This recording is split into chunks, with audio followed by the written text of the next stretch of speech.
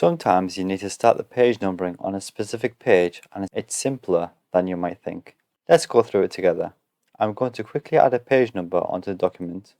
For a more detailed guide, check out my previous video on headers, footers and page numbers.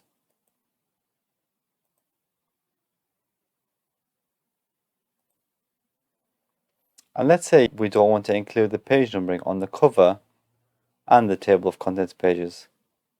So we click on the end of the table of contents pages and then we go to layout, breaks, click on section break to next page.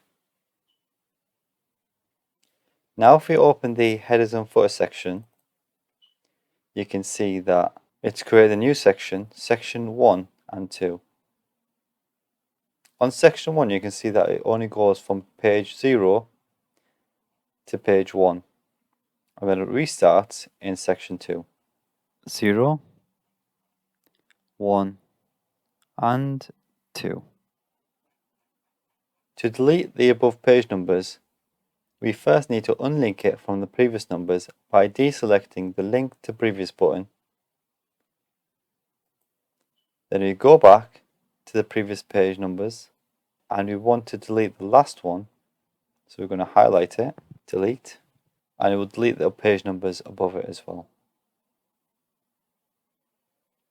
And the page numbers in section 2 have remained untouched.